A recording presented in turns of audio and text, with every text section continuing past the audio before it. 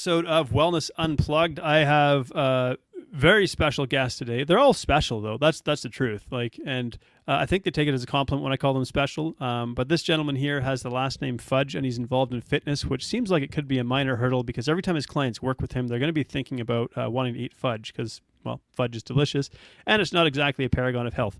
But that doesn't matter because Chris turns people into strong superheroes with his training, and he also drops knowledge bombs on the ears of the world of podcasting with the Project Fitness podcast as well. So he really lives up to the name Christopher the Great. So it's awesome to have you on here, man. Thanks for having me on here, John. I've been called special many times in my life, but the way you do it, I like most.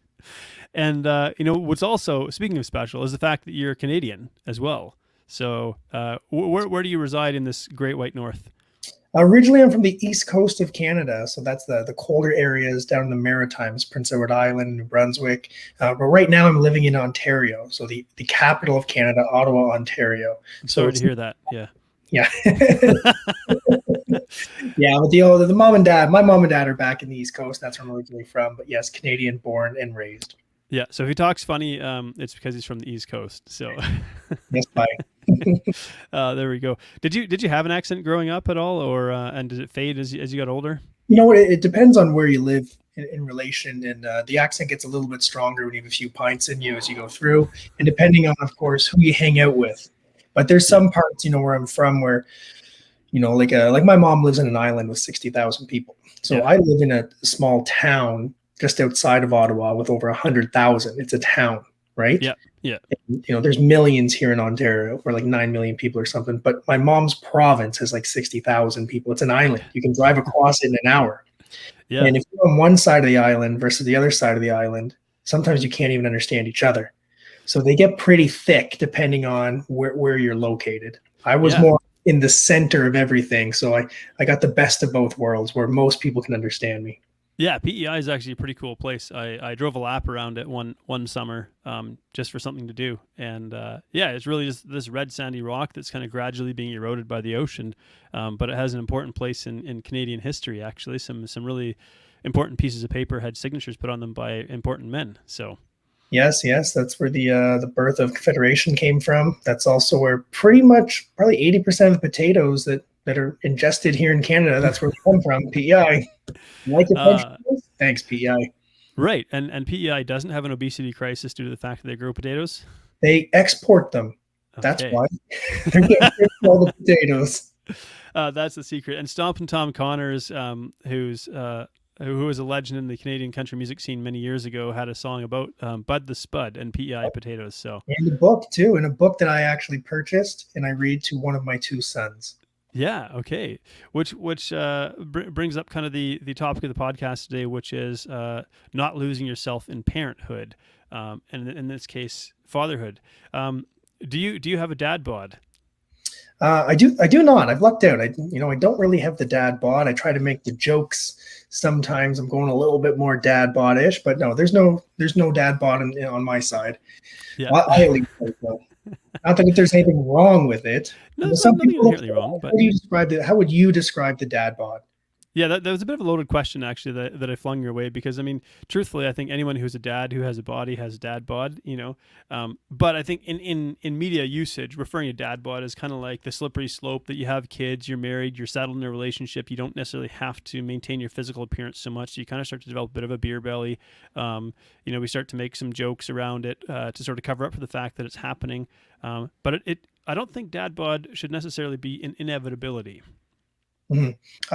I would agree 100% with that, and you're right the way the media kind of portrays it in one aspect. But I mean, let's be realistic here. When you're talking about a dad bod, you're talking about someone who's responsible or should be responsible, or someone besides themselves.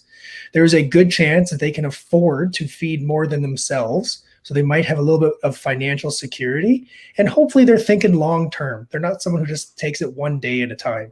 So the dad bod might actually be a couple other things a little bit deeper than just what you see on the outside. Okay, so that's a great point to dive into, because I think dad bod will actually have a few health ramifications as well. So when men carry excess abdominal fat, that's actually a predictor for potential both diabetes and cardiovascular disease, which are two very common lifestyle diseases that we see. So we see like I don't want to say a direct correlation, but a very strong correlation between waist circumference, which is highlighted in dad bod, and potential health issues down the road. But we live in a world that's sort of drowning in the never-ending now. How do you think down the road when you're just trying to survive day-to-day life, especially being a parent? Well, sometimes people, we choose to be parents. Sometimes we don't choose to be parents. But at the end of the day, if you are a parent, you are responsible for someone else. So if you're responsible for someone else, in an ideal world, you're going to create an environment that allows them to thrive and be the best version of themselves. Your kids will never be able to be the best version of themselves if you can't be the best version of yourself. If you're always holding back on your health, it's going to show up down the road. It's not going to show up when your kids are 0 to 10. It's probably not really going to be apparent, 10 to 20. It shows up way down the road when you can no longer take care of yourself. Now, unfortunately, that happens for a lot of people where they become dependent on their children. And that's just how it's been through generation after generation. Eventually, they get to a point where they need help from their kids. I don't think that has to be that way. I don't think we have to rely on our kids to take care of us if we take care of ourselves and we start early on. You already mentioned a lot of lifestyle factors, right? Yeah. Waist circumference leads to cardiorespiratory disease, cardiovascular disease, which is, the number one killer of people today. And you can reduce your chances, and you can reduce that happening by just keeping your waist circumference in control. And that comes down to lifestyle. Yeah. That's really interesting, this thought, because I think our mobility is our independence. Our health is our freedom, in a sense. And obviously, there are certain unpredictable factors that might come into play that we don't have any control over. But that's not to say it's not worth putting the time and the effort into this, because there are certain things that we should take control over, because without this, we are setting ourselves up. I find for a lot of people, though, it is really difficult to think 30 years down the road, especially when we've been going through a time like this, where we felt like we kind of been trapped with the pandemic. We've had the weight of this on our shoulders for 18 months. It feels like it's going to be going on 2 years in very short order. Through the pandemic and the lockdown, how have you managed to sort of maintain your sanity and your health? Ironically, through exercise. Yeah. Through exercise. And just for your viewers who don't know, I work in fitness. I am a personal trainer with the name Fudge. Yes. I fell into this business because of a passion and a love I had for physical fitness and what it did for myself, and wanting to share it with other people. So it was never one of those jobs that everyone thrived to go and do. You don't go to university to get a degree so you can then be a personal trainer. I went to university and got degrees to be something else, but I loved all the training I was doing for myself. And then I just jumped into it as a side business. I never thought I could make a career out of it. And then here I am 13 years later, working full time. I have a rating that's, I've won a bunch of awards Canadian wide as a top trainer. Yeah. This is my career. I will retire as a personal trainer. You don't really hear of that, but I will eventually retire as a personal trainer. Yeah. When the pandemic started, I was supposed to be on a week-long vacation. I was supposed to be with my family over March break, my wife, my 2 beautiful boys. We were supposed to be on a cruise ship for 7 days. We were supposed to go on it on the Saturday. The Saturday is when the world shut down. Yeah. So we canceled it on the Friday.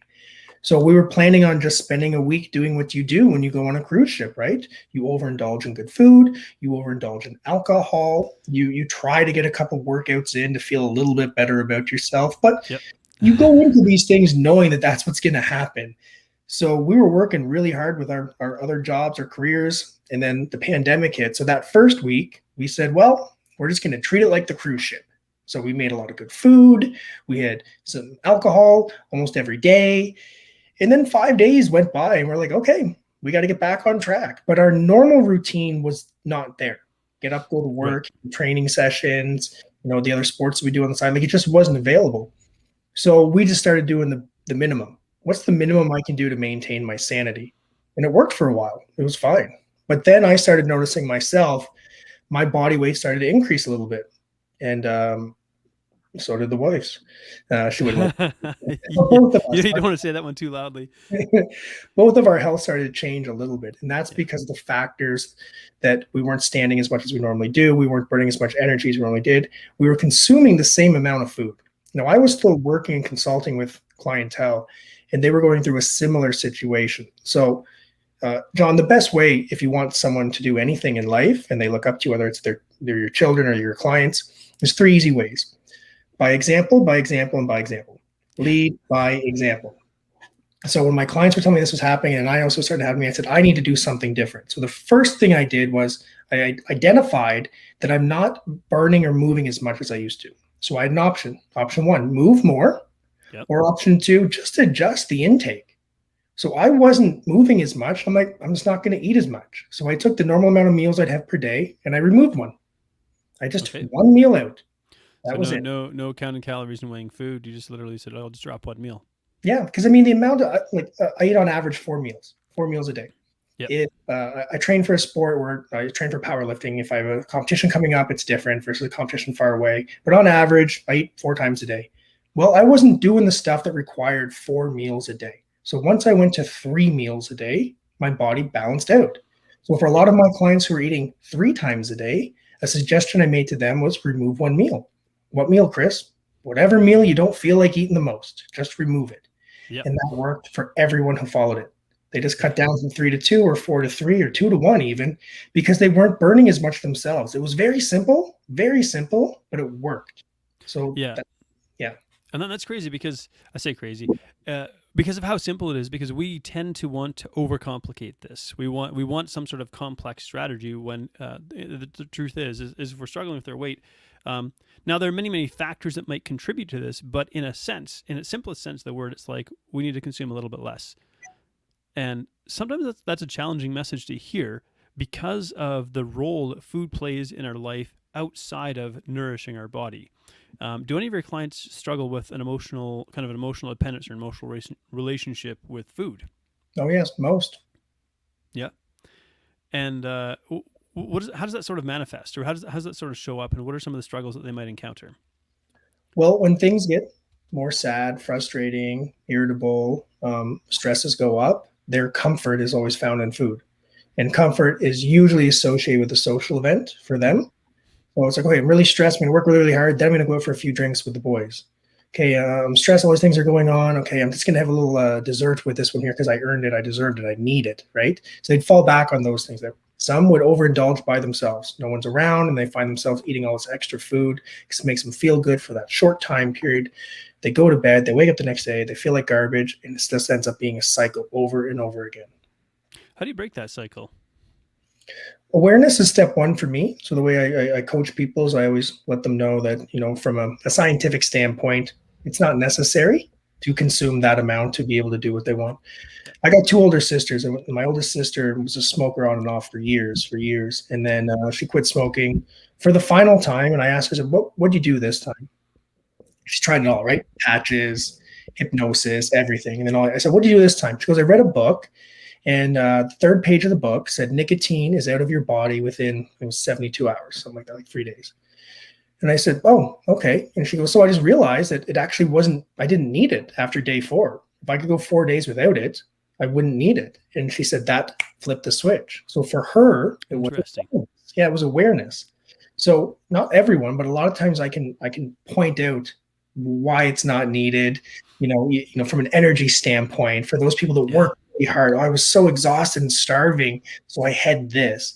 And I would always fall back on like, well, were you exhausted from physical activity or emotional activity? Because one burns a lot more calories than the other. Yeah. And then when they're like, you know what, I didn't even work out this week, but I was starving. And I was like, so you didn't need it. You wanted it, but you didn't need it. So for those A-type athletic clients who they're into sport and they get that stuff, it was a no-brainer for them. Yeah. Other clients, is a lot more digging that had to be done. Yeah. And whenever a client uses the word starving with me, I always like to challenge them on that and say, is that true? Because genuine starvation really is not likely going to be an issue in North America. No. Unless you got tied to a tree or something like that and people forgot about you. The likelihood of actually, but we use this sort of alarmist language around feeling uncomfortable. And I think the truth is, to be fit or to be reasonably healthy doesn't mean you have to look like a rock star, fitness model or something like that. But just to be fit and healthy in the 21st century is really kind of going against the average. It's going against the grain, because the majority of our population is actually not fit and healthy. And I was having a chat with a client this morning, and we were talking about the pressure that she feels at social events, and the tension between wanting to be healthy but also wanting to fit in when other people are making unhealthy choices. So I wonder if you'd have some thoughts on that. Yeah, I mean, I live in that. That happens all the time. When I have to socialize with people and I'm the personal trainer in the room, everyone looks at what I'm eating. I go to the grocery store. When people recognize me, they look into my cart. The first thing is I have no shame. If I'm going to have a beer or something else, I'm going to justify it, right? Yeah. I'm like an average person. I use strategies. I don't drink beer every day. That's a fact. But I like to have beer. If I have to cut weight for a competition, I won't have the beer. And if someone says, "Oh, you don't want a beer?" I'm like, "No, I'm cutting weight." Okay, no problem. If I don't feel good, a beer doesn't usually make me feel better. It's alcohol. It's poison. Yeah. Someone says, like, "Oh, you don't want a beer?" I'm like, "No, I'm just not feeling that good. I've been working a lot this week. My body's a bit run down. Beer's not going to help me." Right? So very, very open and honest in those scenarios. Yeah. Now, strategies that I use for some clientele is like I'll have some people who that's their business is socializing. They have to go to business meetings and stuff. So we create strategies around their nutrition plan if they have a goal of, maintaining their health and their weight and not getting worse versus, I want to lose 20 pounds of body fat over 12 months. Strategies that we might put in place sometimes is looking at the options of if they want alcohol. Okay, well, what type of alcohol do you want? Okay, well, this one here is a little lower calories than this one here. So let's choose the lesser of the evils. Mm-hmm. It could be something as simple as most people would like to go out and they get an appetizer, they get a drink, they get a main, they get a dessert, they get another drink. And I'm like, hey, that's cool, but that's not great. So let's cut that in half. Let's minimize something. You want the drink, or do you want the appetizer and the dessert? Let's just decide one of the two, because you can still be social by being in the environment. Then it's other things too. Here's one of my favorite ones. When you go to a restaurant, tell the server you have an allergy. You're allergic to soy and you're allergic to dairy. And they'll be like, "Oh," and you'll be like, "Yeah, I can't have dairy, can't have soy." So when they go in the back room, whatever they make is not going to taste as good. Because I mean, there's a reason why if you come to my house, John, and I made you a salad, it would probably be a 300 to 400 calorie salad. But if you go down to the local restaurant, you're going to get 1,000 calorie salad. Yes. Why is that? Well, the chicken breast in mine was not bathing in butter before I put it in your salad. Yeah. So when chefs and restaurants and stuff are aware that they have a clientele with an allergy, and yes, you can say you have one whether you do or not, they're going to cook the food differently. So that's automatically going to change how you feel afterwards, how you digest it, and then keep you on track for being healthy or working towards those goals where 1,000 calorie salad does not fit in with that. You know what I mean? Yeah, I love that. And there's something to be said for just being aware. I think a lot of people are unaware of just the caloric density of most food that we eat.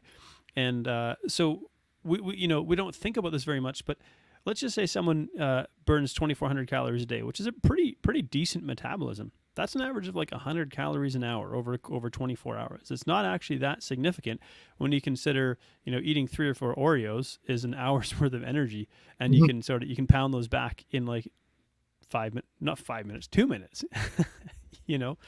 So we're awash with like all of these extra calories, all of these highly processed foods. How do you help people sort of stay on track when they're craving these things, they're dealing with these issues around food, where it's like, because you talk about you have clients that are high, they got high stress jobs maybe, or a high stress lifestyle, something like that. We know that food is probably the most commonly used medication, if we could call it that. And someone's really hung up on something. Let's pick on Oreos. Oreos is like their kryptonite. What are you gonna have them do to navigate something like that? Well, if somebody wants to have Oreos in the diet, or in the nutrition plan or in the lifestyle, I say, hey, there's a time and a place for the Oreos.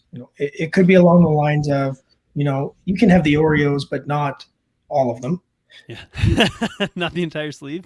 You can, and you can coordinate food around exercise, and you will metabolize it differently than if you just eat it by itself.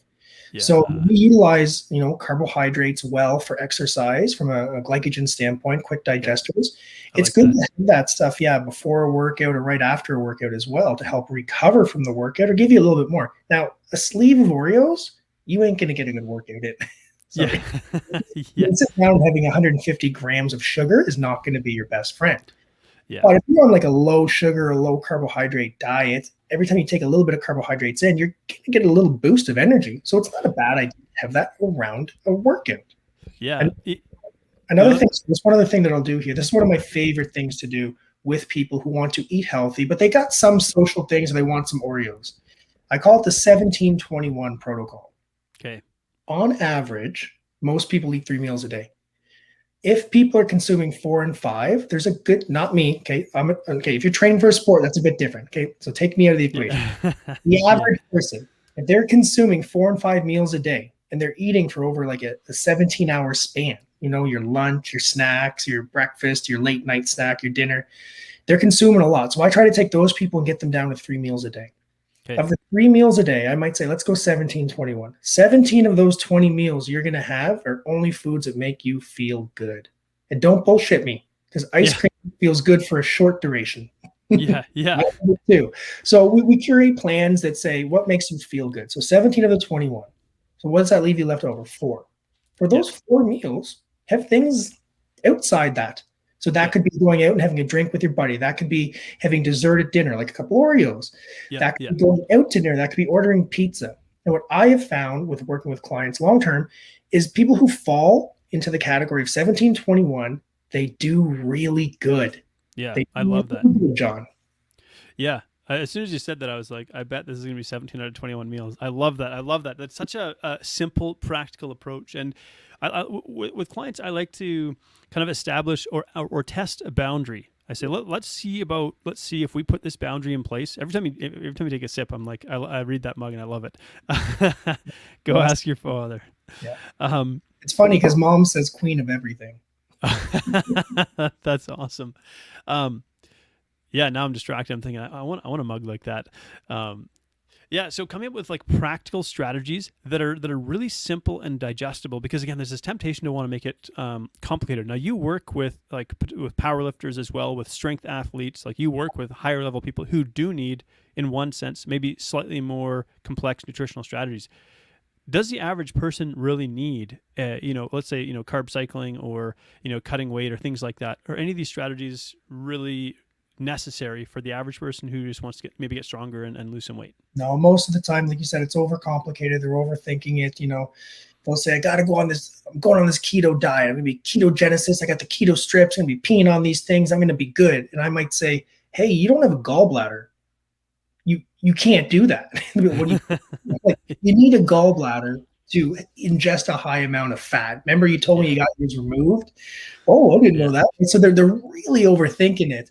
It could be something as simple as people say, hey, I was standing in line at the grocery store getting my club pack of Oreos, and I saw on the magazines they got the watermelon diet, so I want to try the watermelon diet. And I might be like, you want to lose weight? Well, go to the grocery store to buy a club pack of Oreos, right? It's a small thing, right? It might be like, if you don't buy that, then you're not going to eat it, and that might just be all you need. But a lot of times I take a look at someone, like they tell me, and I always say, what'd you eat yesterday? Not what you ate today, because sometimes when people meet with me for the first time, they're like, okay, today's day one. So I'm always like, right. Yeah. What'd you eat yesterday, right? And then, I just try to attack, what's the smallest thing they could do to have the biggest change right away. And in my experience, most of the time it's, water. People don't drink water. Yep. And or it's awareness. They just might not be aware of a lot of things that they're doing. It's not helping them at all with their health. Bingo. Yeah, I like to say that awareness is the first step to change. So we have, I joke that if we were to like spray the bottom of our client's feet with that spray they use on CSI, and then shine the UV light and like check out their footprints throughout the house, it'd be really interesting to see what that pattern is, because a lot of times this pattern happens in autopilot, where I'm sure many people can relate, where you open the pantry door and you're kind of staring there, and all of a sudden you kind of snap to and you go like, oh my gosh, how did I get here staring at either the pantry or the fridge with the door open? I'm not even hungry. I'm in a zombie like state, and I just want to eat something.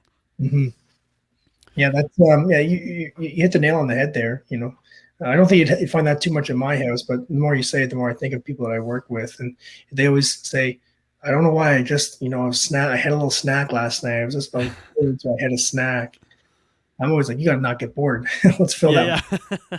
Well, my rule is that generally speaking, I don't eat after 8 p.m. Mhm. But I'm the type of person I do well with firm boundaries. It works better for my brain. And it doesn't work well for everybody. So I'm not trying to say this is a one size fits all prescription, but I just recognize that I make bad choices after 8 p.m. Like I'm not gunning for broccoli, after 8 p.m. It's like if I'm wanting to eat something, it's going to be something calorie dense. It's going to be like a granola bar, a cookie, a chocolate, bag of Mhm. chips, something like that. Mhm. And so I make my life simpler by just sort of saying I don't eat after 8 p.m. And kind of once I've accepted that boundary in my head, all of a sudden for me the temptation kind of disappears. Mhm. Okay, that's just kind of my rule that I follow. And for some people they would say that's too strict, or I could never do that, or whatever. But for me it means it's simple, and I think that's one of the key things. Some So you meant, oh, I go tell ahead. people sometimes that they have to be responsible when they eat. Like you gotta take responsibility with what goes in your mouth. Yeah, And if we're talking about parenting, we are responsible for our children. yeah, We're responsible for them, so we should be responsible for ourselves at the same time. And if you say I have a boundary where at 8 o'clock I stop eating, what I'm hearing is you take responsibility for your food, and you're aware that you don't make good decisions after yeah. 8 p.m. You're a responsible man, John. Well, it's the simpler we can make it, because we live in a very busy, distracted world. In the social media, the digital media era, it's just so easy to mentally check out on screens as well. So I think our brains are constantly being taxed, and it's more difficult for us to even like cultivate awareness. So you've got a couple boys. What ages are your boys? So I got a 5 and a 7-year-old. Okay, and I've heard it said mine's just he's coming up on 8 months here, and but I've heard it said that kids are like a little miniature mirror. Um, what have you learned from your kids, and how have your kids actually caused you to maybe change your behavior? I've learned more from my kids in the last 7 years than I did from all these books behind me. And Yeah, a lot of them, they make you face your demons. They make you face your insecurities. They make you grow up, is what yeah, they do. And I was forced to grow up on many times where, it was no longer about Chris. Chris was never at the front. I wasn't at the front with my wife. I was always number two, but now I'm number four in the house. Sometimes the cat's ahead of me. I'm number five. So that's very easy because you have to be selfless. yeah, People who love to sleep in, people who love video games, they love staying up late, they love the indulgences of life. You can still love that, but it's really hard to do when you have children because they are relying on you. yeah, Kids are the most ridiculous species on the planet. There's no reason humanity should be here. Like, you have an 8 month old, you haven't seen it yet. They are dumb. They are really dumb. They don't know danger, right? yeah, They can't read. They can't read a stop sign. They have no idea of anything in the world. So all you're doing is running around, and you're trying to make sure. Here's my rule of thumb. The goal of the day was make sure that it's alive when I put it to bed. yeah, I lowered the bar. Hey, it's alive. We are good to go. My yeah, wife once left me a note. Here's snacks. Make sure that the kid has these foods throughout the day. I gave my kid 3 bananas in one day. 3 bananas. She said banana 3 times. I gave him banana 3 times a day. She comes home. She goes, "What did you give him 3 bananas for?" I said, "You put on a piece of paper, banana 3 times a day." She goes, "No, no, that was an example of a snack." I said, "Hey, hey, he's not dead. He's yeah, alive. Yeah, he's still good. I did my part. I did my part." But they force you to grow up. And yeah, the first time that I really saw being selfless was not hard for me. yeah, Um, I was going into parenting with that mindset, right, yeah, alive them over me. But the first time I was really confronted with it, I'm not an angry guy. I don't lose my cool often. But someone cut me off. Someone cut me off, and then you have your normal reaction when you get cut sure, off, yeah, something like that, right? And I was about to do my normal thing, get up on the back of the vehicle, maybe pull in front, maybe show him he's number one. Like, that was a normal thing I would have done. yeah, I had my son in the back seat. And I like looked at the guy, and I had a quick flash of what I would normally do. And then I looked in the mirror and I saw him, and it changed me right away. yeah, I had zero desire to do that. It was yeah, not conscious. I did not decide. I immediately weighed my options, right? And I said, I don't want him seeing me act like that. Yeah. And I don't want something bad that could happen, such as I then become a little bit more reckless on the road. I get in an accident. I'm now responsible for the accident, and I'm responsible for that little thing in the back seat. So it changed me instantly without premeditative thought. Yeah. I switched, and I was like, oh, fatherhood. You know, it's funny because I, for me, driving is a little bit like chess, and because I'm often, I used to drive big trucks, and Mm. when you drive big trucks, you scan the traffic like way down the road because the truck can't respond as quickly. You can't stop or slow down as quickly, and so you have to be aware of what's happening a mile down the road as well as what's in front of you, because it's going to be harder. And so you get used to sort of scanning and calculating and planning routes and things because you don't want to get slowed down or stopped if you don't need to. Mm. And so then I do that in my car, which is much more agile and nimble. And, it's not that I drive recklessly, but I definitely take some calculated risks, or did take some calculated risks, moving in and out of traffic and whatnot. And all of a sudden having a kid, it's like, uh-oh, I got to think twice about this. Mm-hmm. And so what's changed for me with my son is I've really taken up conditioning seriously because his legs don't stop moving. And I'm like, uh-oh. Mm-hmm. I liked being strong. I liked lifting heavy things.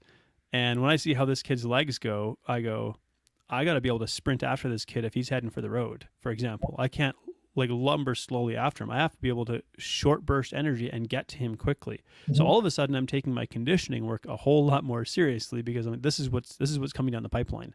Mm-hmm. And so I love that. Like parenthood changed us in probably the best possible ways, and they mirror our behaviors.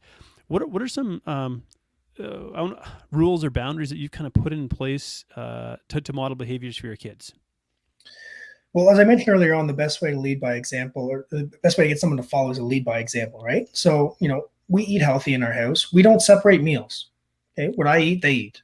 There's no ways around it. We just eat different amounts, right? Yeah. We don't say that there's good food and bad food. I'm not saying like that's bad, don't eat that, but we use language differently. So I love ice cream. I love beer, right? I love protein.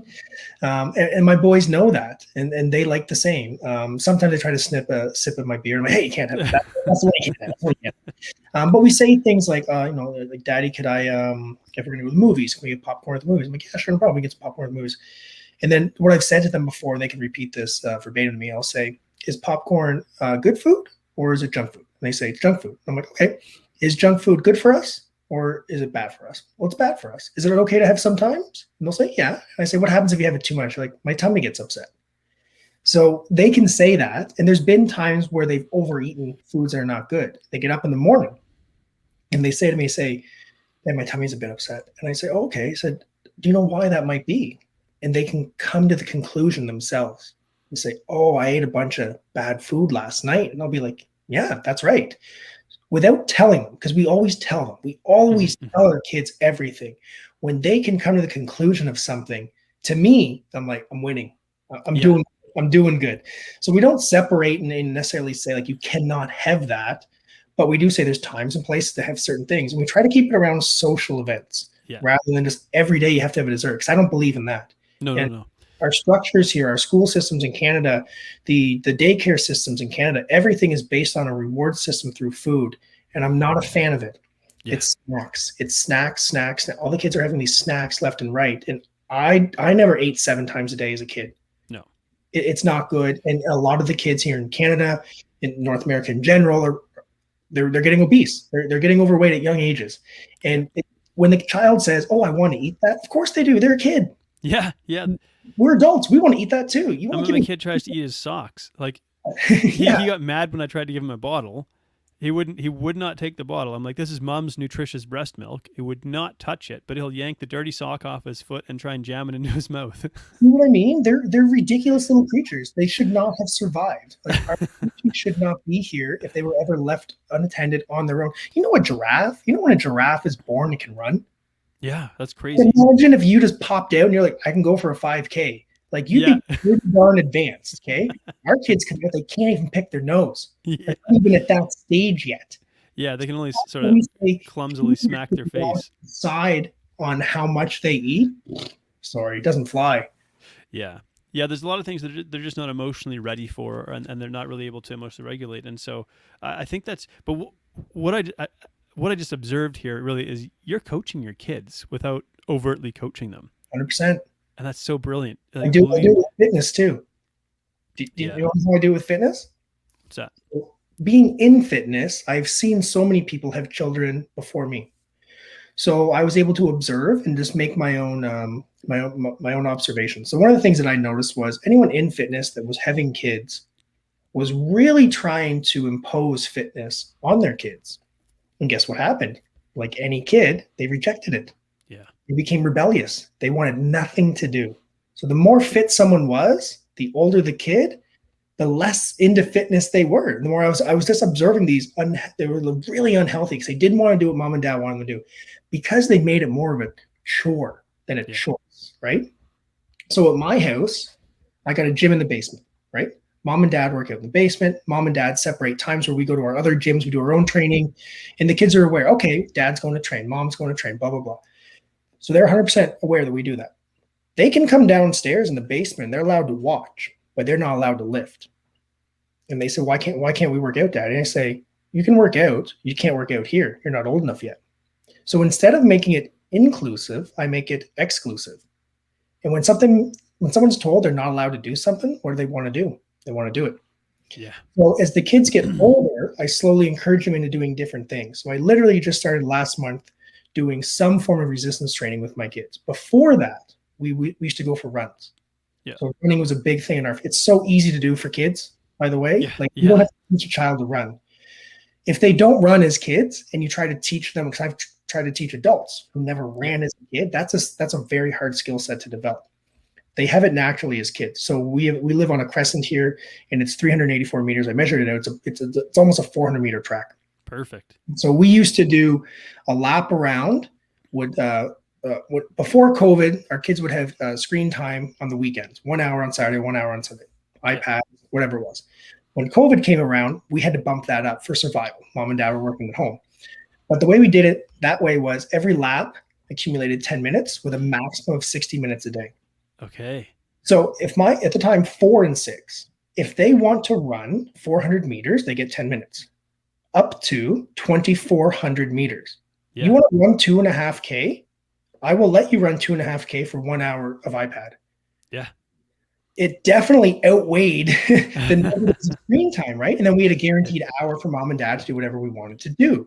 So they understood work for play. You got to work before you play. Yeah. Now when we do stuff in the basement, the way I have it set up in the basement is our workouts are literally this. It's 1 lap around the block. And I do it with them.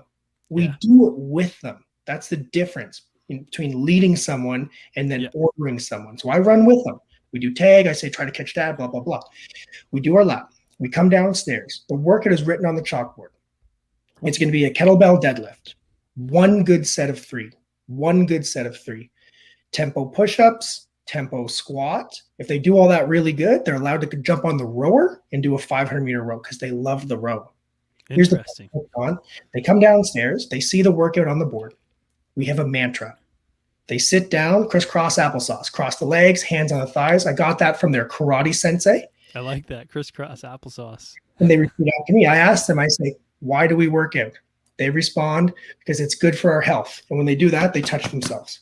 Why do we work out? Because it's good for our brain. And they touch their head like this. And I ask them a third time, why do we work out? It's good for everybody. So they understand that exercise is good for how they feel on the inside. They understand that exercise is good for how they think. And they understand, because I've told them, because they think I can lift the house. I've yet to prove it. But I say, when you exercise and you're healthy, you can help so many more people, because not everyone can do that stuff. So that's our mantra. Here's the best of the best. Every time they get done doing one of the exercises, they go over on the chalkboard with a piece of chalk and they scratch it off. Do you know what that does? Dopamine. Yeah. They get that dopamine hit. I've just accomplished something. So now we've linked in the positivity reinforcement from a chemical release. Yeah. We've linked in the leadership where monkey see, monkey do. They see dad do that. And then we've also linked in a positive activity. If they do the workout, they've done all that stuff, they're allowed to do the rower, and they love the rower. And I just keep it 500 meters. They could go for 2,000. Right? Yeah. Awesome. I want to give them just enough that they want to come back for more. Yeah. John, we work out once a week. Okay. They would go 7, but I don't want them to. I want them to want it and want it. It becomes more, exclusive. You're only allowed to do this once a week, right? Rather than every day, let's go train. Yeah, it's a treat. It's a novelty. It's yeah. It's man, I love this. I'm wanting to jot down notes here because I'm like this is because my kid right now, he's just figured out crawling, and we probably could have got him figuring out a little bit sooner, but we're like, nah, we'll let him keep trying to do 2 legs at the same time. That was his thing. He would try to go so hard with both legs at the same time and couldn't get any forward momentum. And but he figured it out. He figured it out with like stretching out his arm, and he pushed with one leg, and all of a sudden it went click, and now he's crawling. And so I'm like, oh shoot. But he's gonna love to run. I can see that already. Like his legs just go nonstop, and so we'll definitely be running around the yard. When I'm giving mom a break, it's like baby break. I bring him downstairs. We got like a mat that he can kind of play on, and he's got some toys and things like that. And then I hop on the recumbent bike and I'll ride. So that's usually what I use for my conditioning right now. Because we've got limited space.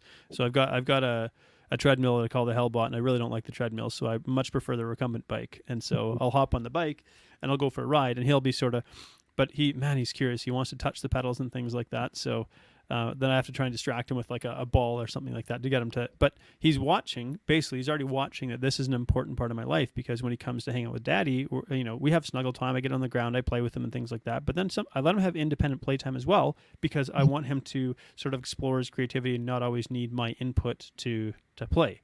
And so, but he's watching me work out basically. That's good. When they're exposed to it and they see it, they think it's the standard. They think it's normal. Yeah. And the whole the concept of monkey see, monkey do, that's fact. That's the most factual thing in parenting ever. If you don't want your kids to smoke cigarettes, don't smoke. Yeah. I mean, the likelihood of a child picking up smoking to a parent that does not smoke is significantly lower than families who have parents that do smoke. Yeah. So everything that you do, if someone's listening here, and we all have our demons, we all have our bad habits, whatever it is. If you're like, I really don't want my children to do this, then you have to stop it first. You're not going to be able to do it and then have them not do it. It's just how it is. Yeah. And that's like a hard reality check, actually. But it's a very true one. And I think that's what gets me thinking about this as well. What I want him, when I spend time with him, I try not to have my phone with me as much as possible, because I don't want him to associate daddy's, left hand with holding a phone all the time. And I run an online business. And so it's like, I'm going to be, I do use it a lot. And so that's a really powerful one as well. I love what you do around screen time too. That's super powerful. So when it comes to getting them to eat healthy foods, you already sort of intimated you have like a coaching sort of approach to them in a sense. You're using their psychology. They don't realize it, of course. How do you get them to make healthy choices? Well, there's a few different scenarios that we'll utilize here. So the first thing we do, and I suggest this, like I don't coach parents how to parent. I'm just going to give them what we do at my house, and I can tell you it works at my house. Yeah. We only make one meal. There's only one meal, John. I'm not making a second meal for my kids. If they're like, I don't want that, I'm like, cool. Then take it, go put it on the counter. Don't throw it out, because we're going to put it in Tupperware and someone's going to eat it later. Let's go put it on the counter, and you don't eat tonight. Well, I'm hungry. I'm like, okay, then eat, but I don't want it. Up to you. I mean, and I he's 5, he's 7. Yeah. They figure it out, right? Yeah. If we took, if you and me and everyone listening here right now just didn't eat for a full day, and then the next day the first meal offered to us was something we don't like, we're still going to eat it.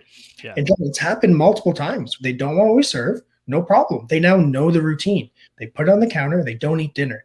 Guess what happens tomorrow for breakfast? You better believe they eat their breakfast. It doesn't matter what I give them the next day. They will eat it. And they've understood that.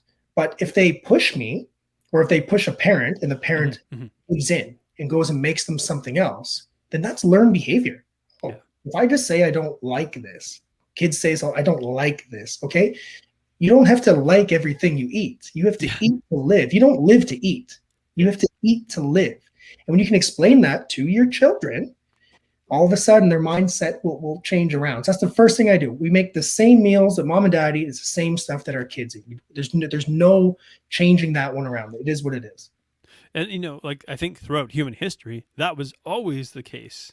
This is like a phenomenon of like the 20th and 21st century where it's like, well, I don't like that. I want chicken fingers. Go back 200 years. Were they eating chicken fingers? No, it was like we Chickens have don't have fingers. yeah, we have gruel made from like chicken feet, and you either eat that or you go hungry. Those are your two options because there was nothing else. My grandfather, apparently one winter, it was during the Great Depression. All they had was turnips. Hmm. That is hard for us to even fathom. That's basically the only food they had to consume, and you figure out 100 different ways to prepare a turnip or something like that. Yeah, absolutely. But there was no other option. It was Hmm. like that's what you have to eat. So, and you're right. Kids learn, and so we don't. This is going to sound like something kind of strong, maybe a little over the top. But I think giving kids like pop is very close to child abuse because what you're doing to their brain when they drink that, they don't have. You are altering their brain in a very, very unhealthy way, and you can't see the immediate ramifications of drinking a can of pop. But you Hmm. give a kid pop, you are altering their brain in a really, really unhealthy way. You give it as a repeated behavior, you're now doing actual developmental damage to their brain. Hmm. Yeah, with a lot of different foods. Pop being one of the more dangerous ones out there. My boys don't drink pop. They don't drink Yeah, juice. They drink water. Someone's like, how do you have your kids drink water? I'm like, it's all they drink. yeah, Well, we don't give it. No, we don't. Now, I'm not anti, juice. I'm not sure. anti pop. There's a time and there's a place. And I'll be honest with you, John, it's very rare. We can go to social events with other parents and stuff, and they might provide like burger and fries for the kids. Sure, yeah. And they'd make it. It's funny. We literally did this on Saturday. There was a special meal for the kids, and then there was a meal for mom and dad.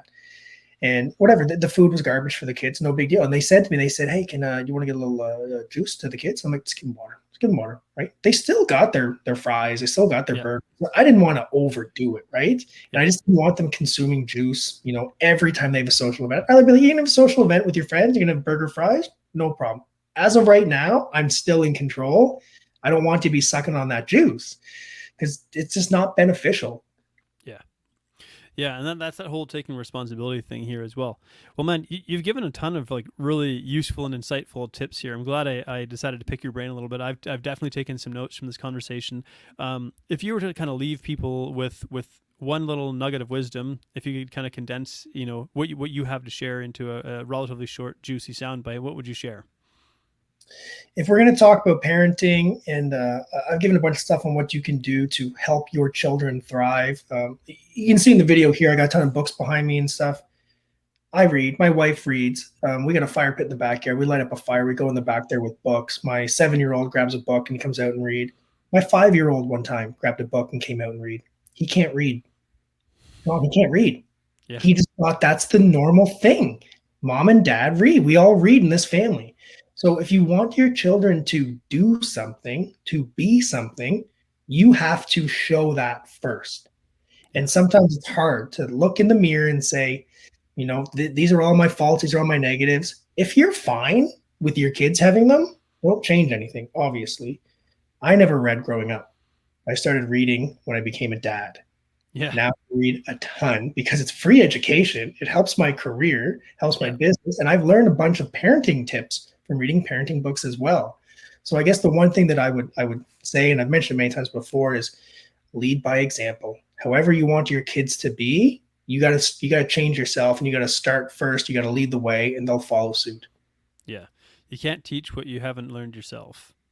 So, well, man, thank you so much for sharing. It's an absolute pleasure. If you want to connect with Chris, you can go to projectfitness.ca or see the Fudge on Instagram. That's the letter C, THE, Fudge. The one personal trainer with the last name Fudge. I don't know if there's any other ones out there, but you're definitely unique and special in that category, at least in my mind. So I greatly appreciate your time and sharing your expertise as well. Thanks for coming on, man. Thanks for having me, John. Appreciate it. And we click end live and we smile.